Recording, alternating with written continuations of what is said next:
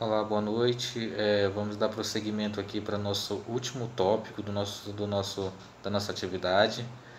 Nós já falamos aí sobre o escravismo antigo, nós já falamos sobre o feudalismo, nós já falamos sobre o capitalismo e agora nós vamos falar sobre o socialismo, ok?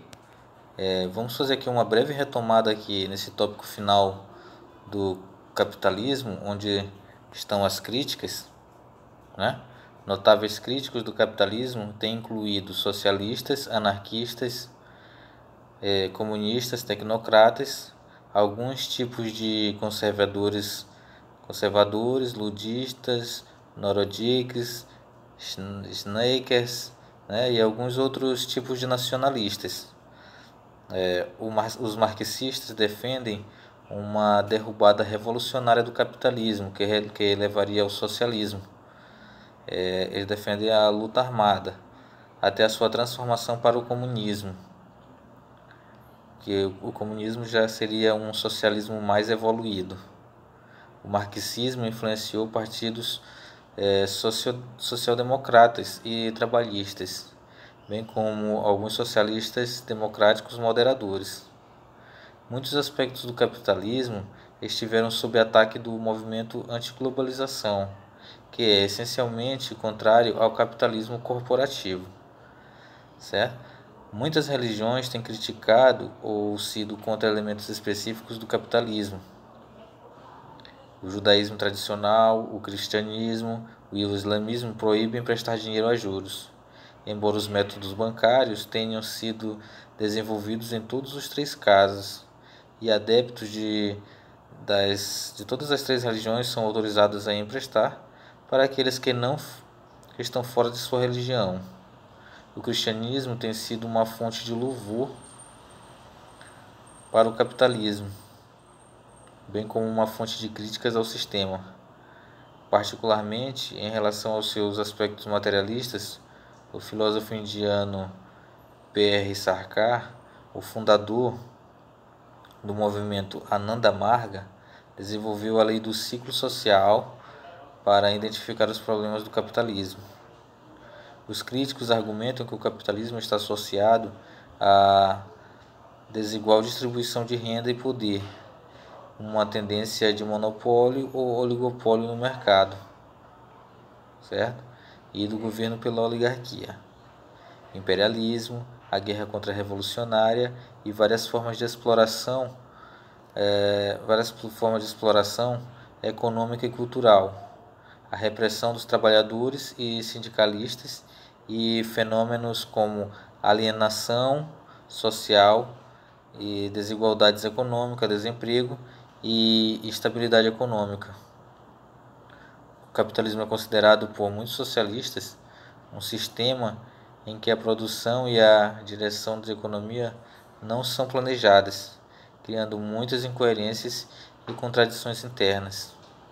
Outra crítica frequente se dá ao caráter acumulativo do capitalismo, que, segundo os críticos, sobretudo marxistas e anarquistas, acaba por criar uma abismal divisão da sociedade entre as classes antagônicas e uma consequente dominação da maioria trabalhadora pela minoria proprietária.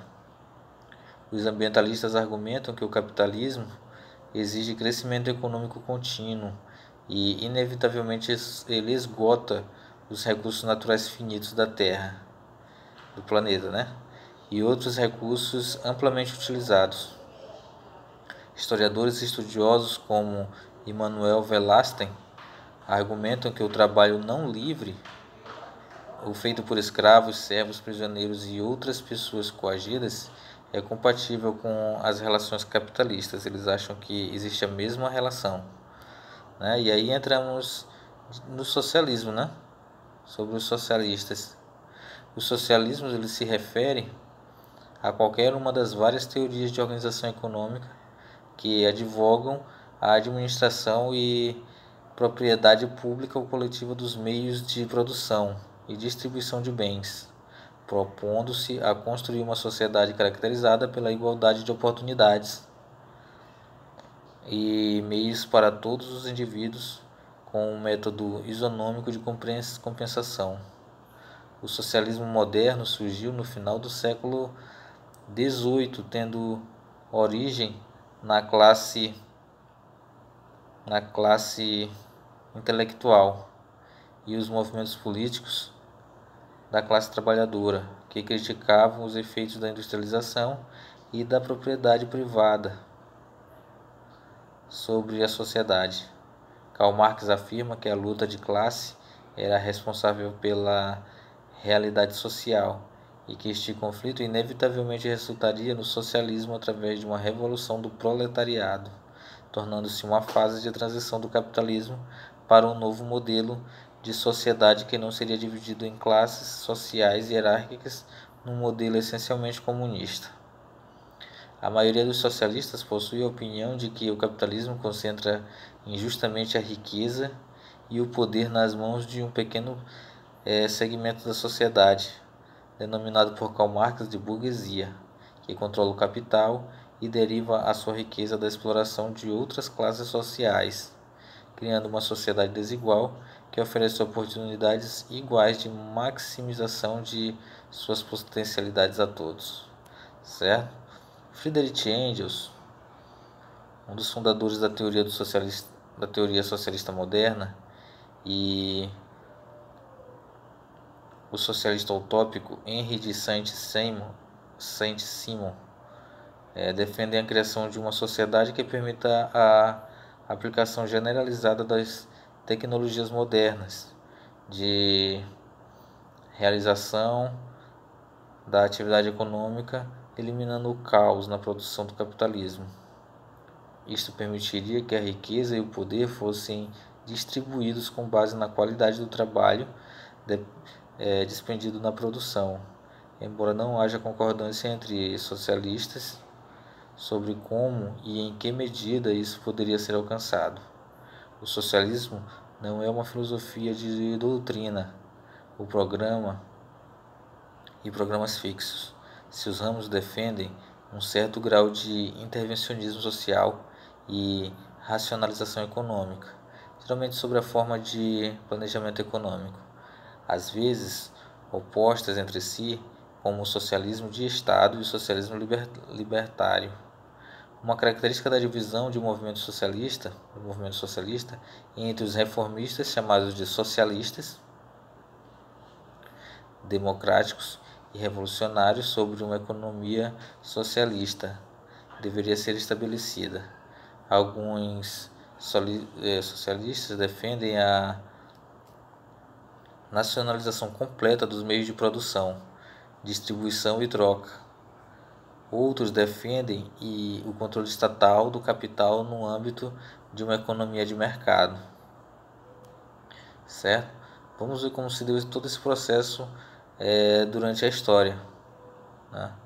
Os socialistas utópicos, incluindo Robert Owen, de 1771 a 1858, tentaram encontrar formas de criar comunas autossustentáveis por sucessão de uma sociedade capitalista.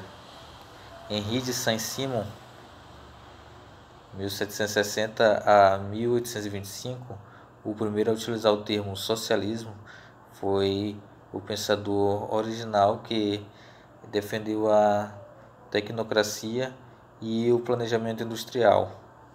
Os primeiros socialistas previram um mundo melhor através da mobilização de troca e combinando-a com uma melhor organização social.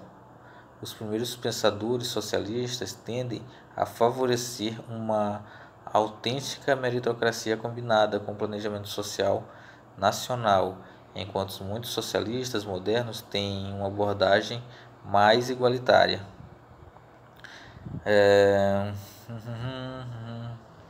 Vladimir Lenin, com base em ideias de Karl Marx de baixa e alta fase do socialismo, definiu o socialismo como uma fase de transição entre o capitalismo e o comunismo. Socialistas inspirados no modelo soviético de desenvolvimento econômico tem defendido a criação de economias de planejamento central dirigido por um Estado que controla todos os meios de produção. Sociais-democratas propõem a nacionalização seletiva das principais indústrias nacionais nas economias mistas, mantendo a propriedade privada do capital da empresa e de empresas privadas. Sociais-democratas também promovem programas sociais financiados pelos impostos, bem como a regulação dos mercados. Muitos democratas sociais, especialmente nos estados de bem-estar europeu, referem-se a si mesmos como socialistas. O socialismo libertário, incluindo o anarquismo social e o marxismo libertário, rejeita o controle estatal e de propriedade da economia e defende a propriedade coletiva direta dos meios de produção através de conselhos cooperativos de trabalhadores e da democracia no local de trabalho. O socialismo de mercado também busca uma economia com ascensão da propriedade social dos meios de produção, que são as cooperativas, mas quando são mutualistas, favorece a existência de um Estado administrador, mas não proprietário das atividades econômicas, com exceção de setores estratégicos.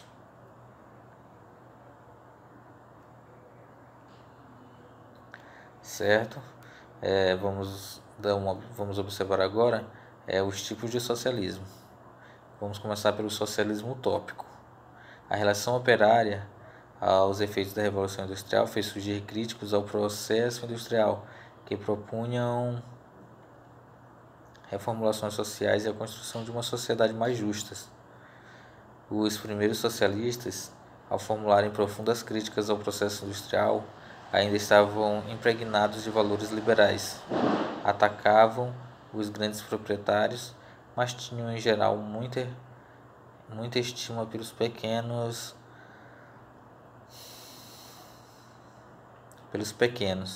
acreditando ser possível haver um acordo entre as classes sociais. Elaboraram soluções que não chegaram, porém, a constituir uma doutrina, e sim modelos idealizados, sendo por isso chamados de utópicos. Um dos principais teóricos dessa fase inicial do socialismo era o conde francês Claude de Saint-Simon, que havia aderido à Revolução de 1789. Um racionalista, como a maioria de seus contemporâneos, propôs em Cartas de um habitante de Genebra, 1802, a formação de uma sociedade em que não houvesse ociosos, como ele considerava os militares, os religiosos, os nobres e os magistrados, nem exploração econômica de grupos de indivíduos por outros. Propôs ainda a divisão da sociedade em três classes: os sábios, os proprietários e os que não tinham posse. O governo seria exercido por um conselho formado por sábios e artistas. Outro teórico da fase inicial do socialismo foi o francês Charles Fourier, que, ao lado de Pierre Leroux, teria sido um dos primeiros a utilizar a palavra socialismo. Filho de comerciantes, era herdeiro da ideia de Jean-Jacques Rousseau, de que o homem é naturalmente bom, mas a sociedade e as instituições o pervertem. Acreditava ser possível organizar a sociedade a partir da criação de falancérios, fazendas coletivas agroindustriais. Nunca conseguiu o apoio de empresários para levar o projeto adiante, apesar de alegar que os falancérios superariam a desarmonia capitalista surgida na divisão do trabalho e do capital e do papel anárquico exercido pelo comércio na sociedade. Após sua morte, alguns falastérios surgiram no continente americano, como os de Reunião e da Falange Norte-Americana nos Estados Unidos e o de Sair no Brasil. A expressão socialista foi consagrada por Robert Owen na anglofonia a partir de 1834.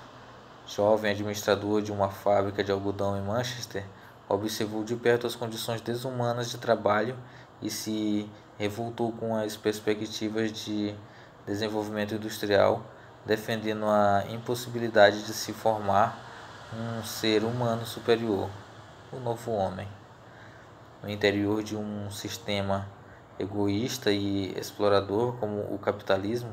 Buscou a criação de uma comunidade ideal de igualdade absoluta na Escócia, onde assumiu o controle de algumas fábricas de algodão em New Lanark por 25 anos.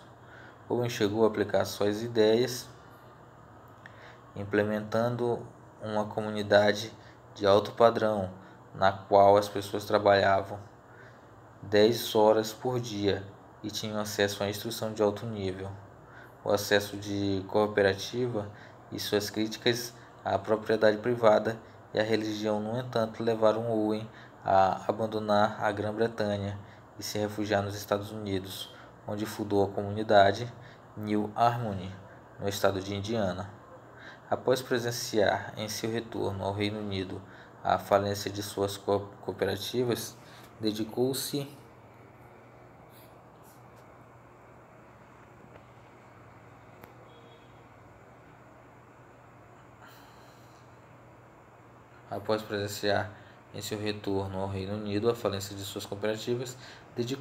no fim da sua vida à organização de sindicatos. Certo? Agora falando sobre o socialismo científico, que é a segunda parte, uma das ramificações do socialismo. Paralelamente às propostas do socialismo utópico, surge o socialismo científico, cujos teóricos propunham compreender a realidade e transformá-la mediante a análise dos mecanismos econômicos e sociais do capitalismo, constituindo assim uma proposta revolucionária do proletariado. Daí se origina o termo científico, uma vez que seus teóricos se baseavam numa análise macrohistórica e filosófica da sociedade e não apenas nos ideais de justiça social. O maior teórico dessa corrente e o criador dessa corrente foi o filósofo e economista alemão Karl Marx,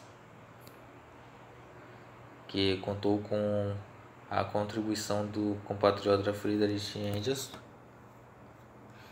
em muitas de suas obras. No Manifesto Comunista de 1948, Marx e Engels esboçaram as preposições do socialismo científico, que seriam definidas de forma completa de O Capital, obra mais conhecida de Marx, que causaria uma verdadeira revolução na economia e nas ciências sociais. Entre os principais expostos da obra destacam-se uma interpretação socioeconômica da história conhecida como materialismo histórico, os conceitos de luta de classe, de mais-valia e de revolução socialista. Segundo o materialismo histórico, toda sociedade é determinada, em última instância, por suas condições socioeconômicas, chamadas de infra e superestrutura, adaptadas a ela. As instituições, a política, a ideologia e a cultura como um todo compõem o que Marx chamou de infraestrutura e superestrutura. Um exemplo claro da relação entre essas estruturas é a Revolução Francesa. Naquele momento era necessário transformar a ultrapassada ordem política jurídica do antigo regime, a superestrutura, para manter a estrutura vigente. Para Kautsky, teórico marxista, e um dos fundadores da social-democracia, a sociedade sempre é mais forte que a natureza humana. A natureza humana é entendida por ele como sendo o indivíduo.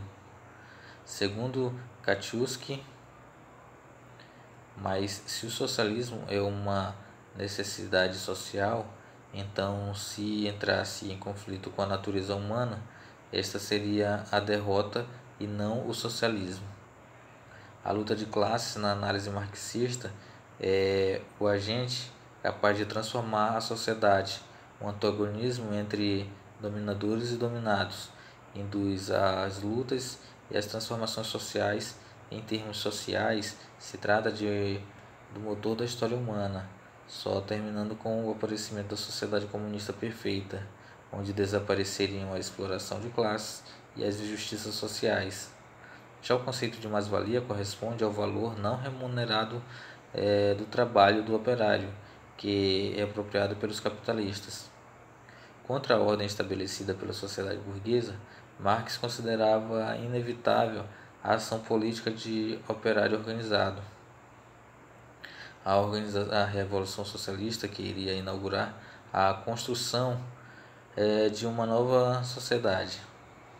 Num primeiro momento, o controle do Estado ficaria nas mãos da ditadura do proletariado, quando ocorreria a socialização dos meios de produção através da eliminação da propriedade privada numa etapa posterior.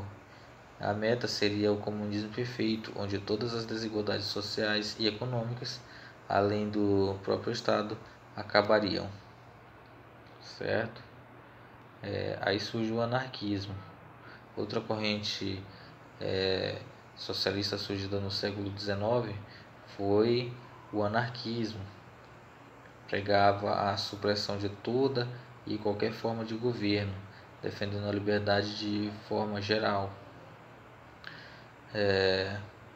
O principal precursor desta doutrina é Pierre-Joseph Proudhon, que se vale dos pressupostos do socialismo utópico, sendo considerado um socialista utópico por alguns historiadores, para criticar os abusos do capitalismo, e em sua obra O que é Propriedade, de 1840,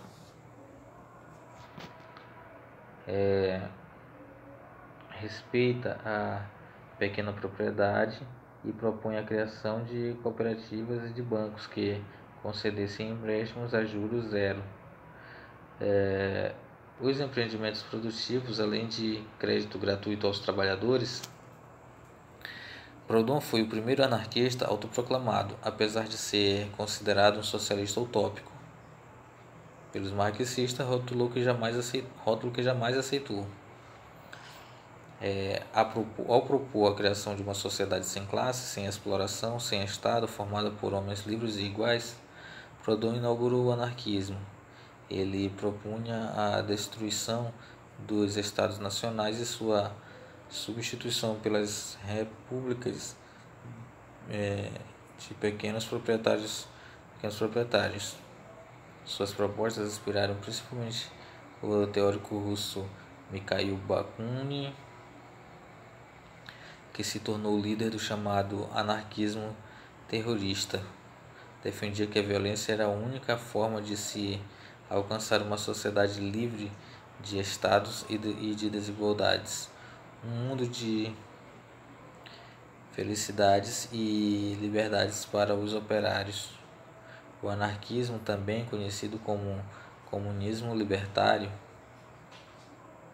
e o socialismo científico de Marx coincidem quanto ao objeto final, atingir o comunismo, estágio em que não existia mais divisões de classes, exploração e nem mesmo o Estado. Entretanto, os marxistas, antes dessa meta faz-se necessário uma fase intermediária, a ditadura do proletariado. Já na concepção dos anarquistas, as classes, as instituições e as tradições devem ser erradicadas imediatamente, tendo como finalidade a aniquilação do Estado. As críticas mútuas entre anarquistas e marxistas levaram a uma convivência de choques e divergências comprovada pelas rivalidades que ocorreram posteriormente nos países onde ambas as facções coexistiram na luta entre a ordem estabelecida, tais como Rússia após a Revolução e a Espanha durante a Guerra Civil.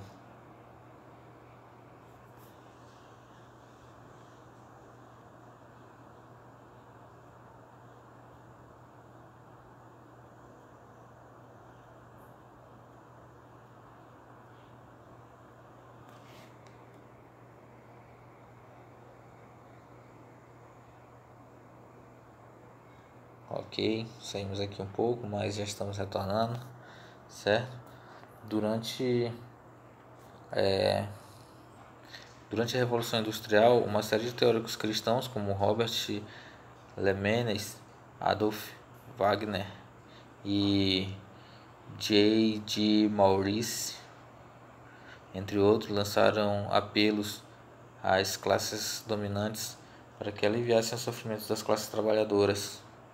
Nasceu dessa forma o socialismo cristão, uma tentativa de aplicar os ensinamentos de Cristo sobre o amor e de respeito ao próximo aos problemas sociais gerados pela industrialização. A grande mobilização operária levou a cúpula da Igreja Católica a definir oficialmente seu papel nos novos problemas sociais. Em 1891, o Papa Leão XIII lançou a encíclica Rerum Novarum, em que expunha o pensamento social do catolicismo. Nela, reavivava o papel da Igreja como um instrumento de reforma e justiça social, reconhecia o direito à propriedade privada e rejeitava fortemente o socialismo científico ateu de Marx, mas condenava a ganância capitalista e a exploração desumana da força de trabalho.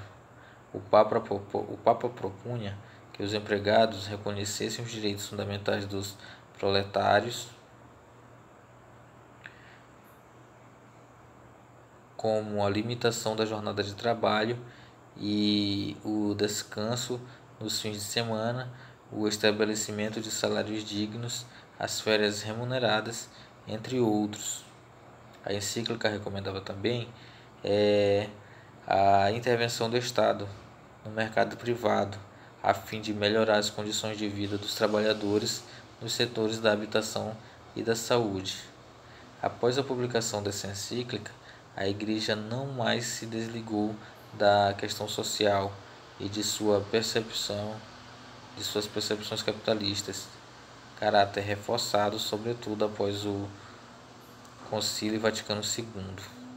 É comum confundirem a expressão socialismo cristão, uma teoria política de cunho cristão baseada na igualdade dos homens perante Deus, com a visão da Igreja Católica sobre o aspecto social e político dos povos, doutrina social da Igreja.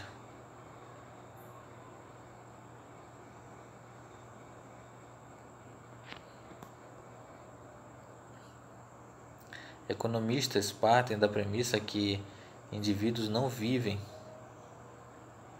ou trabalham de forma isolada, mas vivem em cooperação uns com os outros.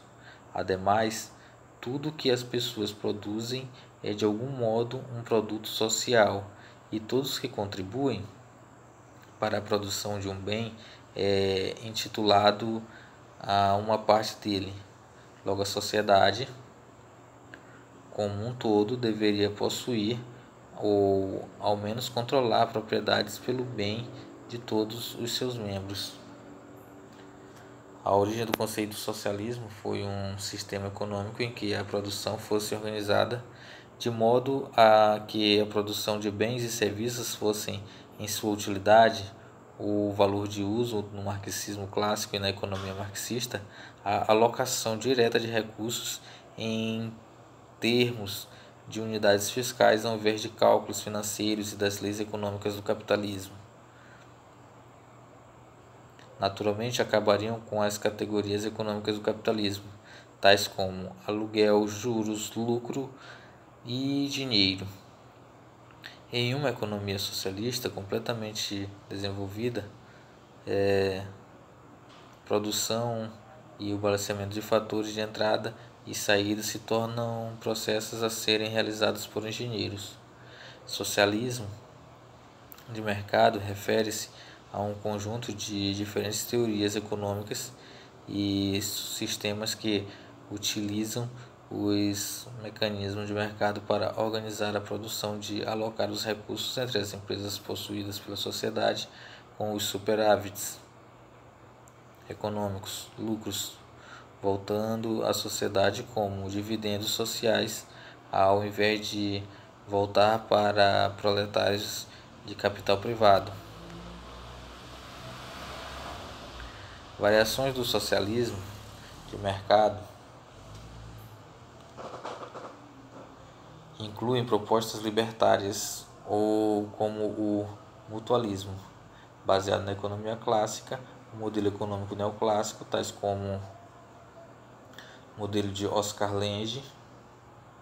Entretanto, alguns economistas como Joseph Stiglitz, Marcus Oslund e outros, que não avançaram para posicionamentos antissocialistas, demonstraram que os modelos econômicos que o socialismo de mercado se baseia possuem falhas lógicas ou pressupostos não trabalháveis. A posse dos meios de produção podem ser baseados na posse direta dos usuários da propriedade privada pelas cooperativas de trabalho ou propriedades comuns por todos da sociedade, como gestão e controle delegado. Aqueles que operam, usam os meios de produção ou propriedade pública por um aparato do Estado. Propriedade pública pode referir-se à criação de estados estatais, nacionalização, municipalização ou instituições coletivas autônomas.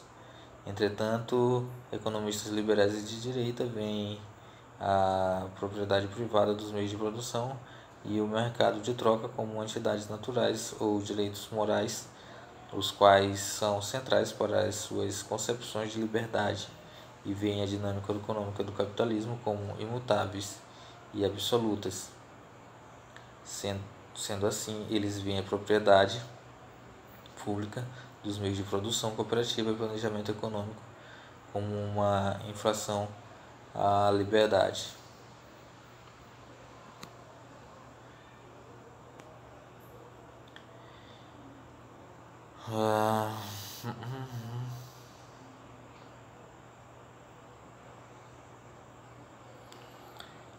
Gerenciamento e controle das atividades administrativas são baseadas na autogestão, instaurando igualdade nas relações de poder local de trabalho para maximizar a autonomia ocupacional. Uma nova organização socialista iria eliminar controles hierárquicos para que somente restasse uma hierarquia baseada em conhecimento técnico. Todo membro teria poder de decisão na firma e poderia participar no estabelecimento de políticas e objetivos. As metas seriam estabelecidas por especialistas técnicos que formam a coordenação hierárquica da firma, que iria estabelecer planos e formas para a comunidade de trabalho conquistar seus objetivos. A função e uso do dinheiro numa economia socialista hipotética seria o problema contestado. De acordo com o economista da escola austríaca Ludwig von Mises, um sistema econômico que não utiliza dinheiro, cálculos financeiros e preços no mercado não seria hábil a valorizar efetivamente os bens e nem seria hábil a coordenar a produção. Sendo assim, de acordo com Mises, esses tipos de socialismo são impossíveis porque eles têm informações para efetuar cálculos econômicos em falta. Socialistas incluindo Karl Marx, Robert Owen, Pierre Joseph Proudhon e John Stuart Mill advogam por diversas formas de comprovante de trabalho ou crédito de trabalho que, assim como o dinheiro, seria usado para adquirir bens de consumo. Mas, ao contrário do dinheiro, eles não podem se converter em capital e não seria usado para a troca de recursos no mesmo processo produtivo. O revolucionário bolchevique Leon Trotsky argumentou que dinheiro não deveria ser arbitrariamente abolido com o curso de uma revolução socialista. O dinheiro deveria exaurir sua missão histórica, teria que ser usado até a sua função se tornar redundante, eventualmente sendo transformado em recibos contábeis para estatísticas, e somente em futuro distante o dinheiro não seria necessário nem para essa função. A anarquia econômica da sociedade capitalista, tal como existe hoje, em minha opinião, a fonte real do mal. Estou convencido que só há um caminho para eliminar essas maldades graves: pelo estabelecimento de uma economia socialista acompanhada de um sistema educacional orientado por objetivos sociais. Em uma economia desse tipo, os meios de produção são propriedade da sociedade em si e são utilizados de maneira planificada. Uma economia planificada, a qual ajusta a produção para as necessidades da economia, da comunidade, irá distribuir o trabalho para todos aqueles hábeis a realizar o trabalho e garantiria a subsistência a todos os homens, mulheres e crianças. A educação do indivíduo, visando aprimorar as suas habilidades inatas, tentaria desenvolver nele um senso de responsabilidade pelos seus companheiros, ao invés de glorificar o poder e o sucesso, como ocorre na nossa sociedade presente.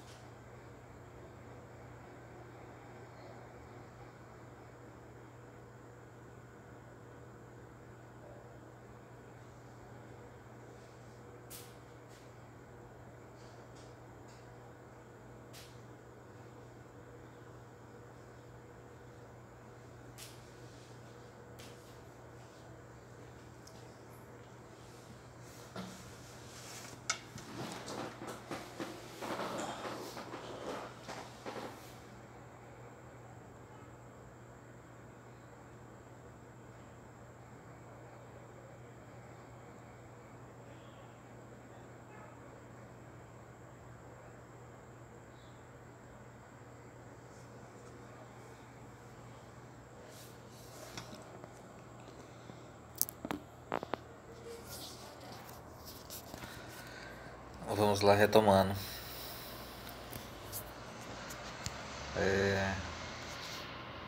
As diferentes divergências. As diferentes teorias socialistas surgiram como reação ao quadro de desigualdade, certo? A opressão e exploração que enxergavam na sociedade capitalista do século XIX e tinham a proposta de buscar uma nova harmonia social por meio de drásticas mudanças, como a transferência dos meios de produção das classes proletárias para os trabalhadores. Uma consequência dessa transformação seria o fim do trabalho assalariado e a substituição do mercado por uma gestão socializada ou planejada, com o objetivo de distribuir a produção econômica a todo o tipo de serviço, segundo a necessidade da população.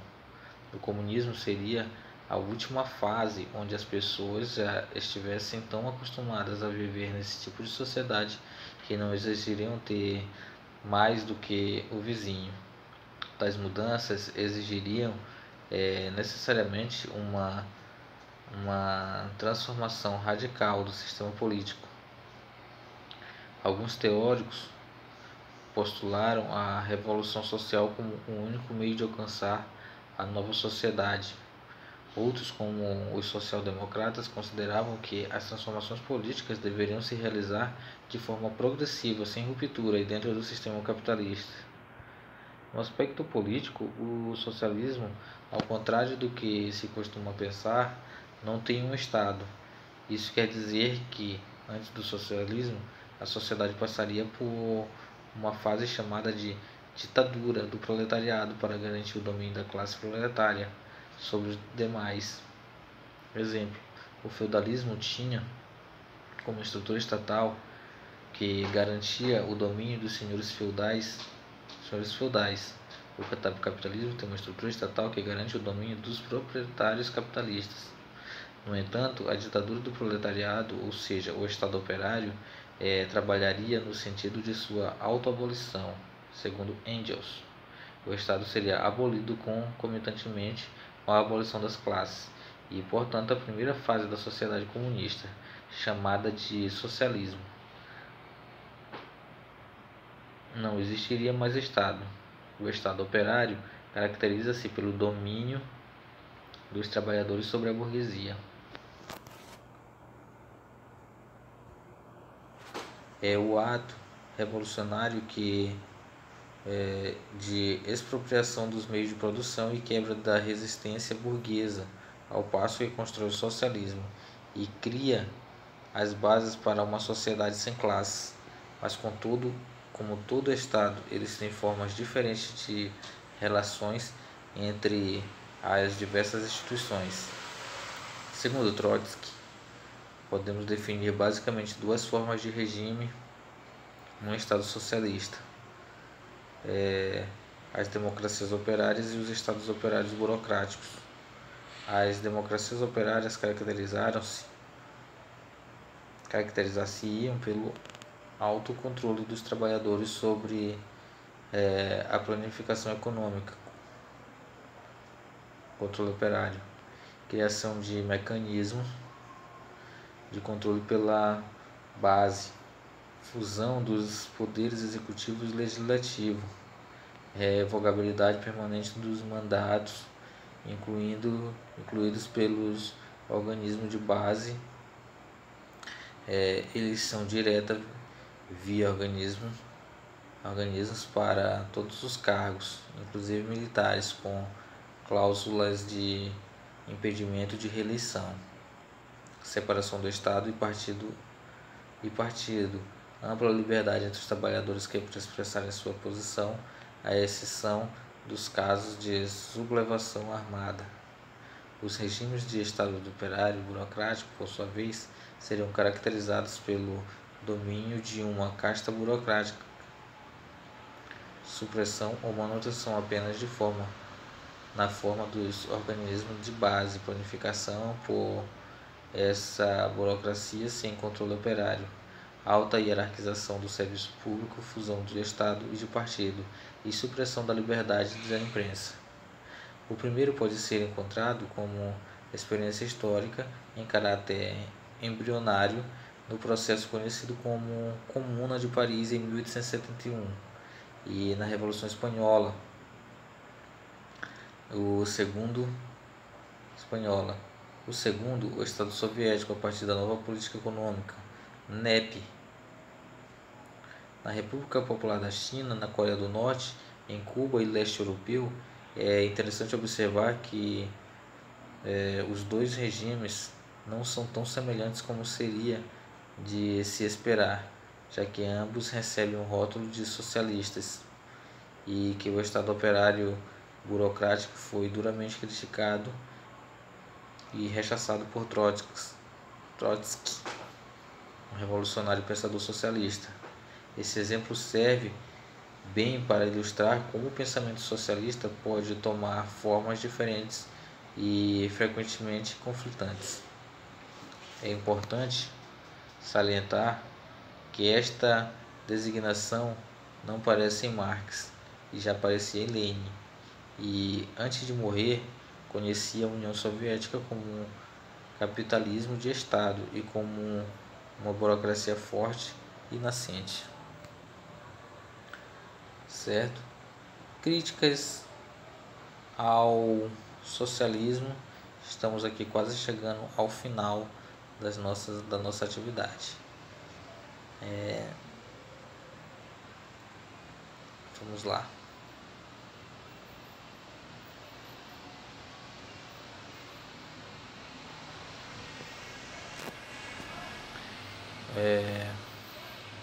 Entre os principais críticos do socialismo encontram-se John Stuart Mill,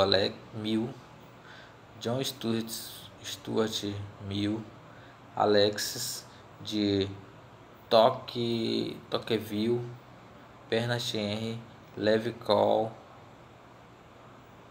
Popper, Joseph Schumpeter, Karl Menger, Ludwig von Mises, Max Weber, Michael Wollensky, Friedrich Hayek, Eugen von Bauer, Milton Dias, Milton Friedman, Eric Voegelin, Murray Rothbard, Václav Havel e Petrin Sorokin. Os economistas liberais e libertários para o capitalismo veem a posse privada dos meios de produção e o mercado de câmbio como entidades naturais e direitos morais fundamentais para a independência e liberdade.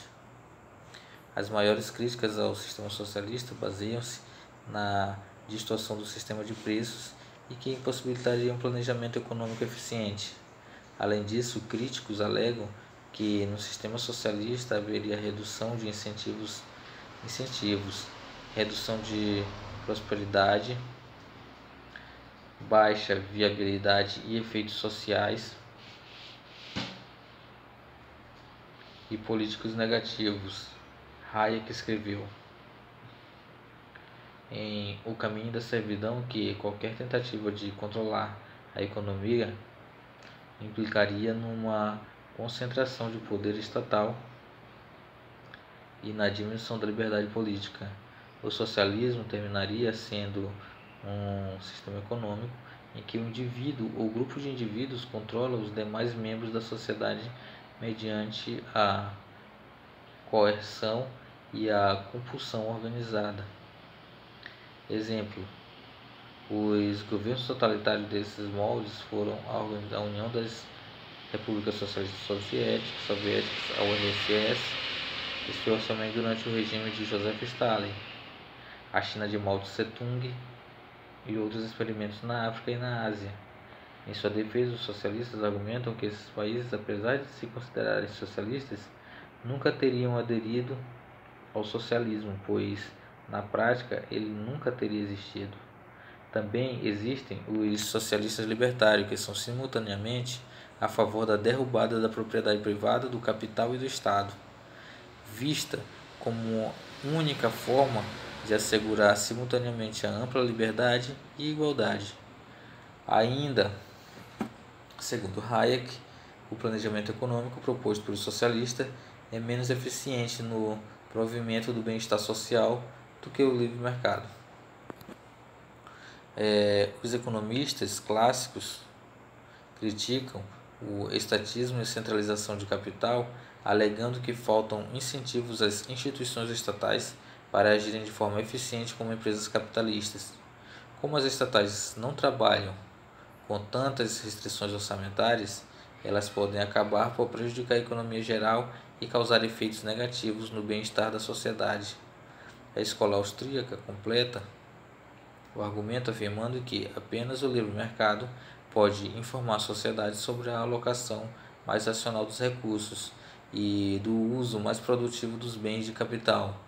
Para os austríacos, o planejamento econômico socialista é inevitável pela impossibilidade de realizar um cálculo econômico devido à falta de parâmetro e de um livre sistema de preços. Karl Popper afirma que o historicismo marxista não poderia ser considerado uma teoria científica, pois não é falseável pela experiência humana, considerando esse historicismo como inimigo da sociedade aberta por ser ontologicamente inviável negá-lo. Ok? Encerrando a atividade de hoje.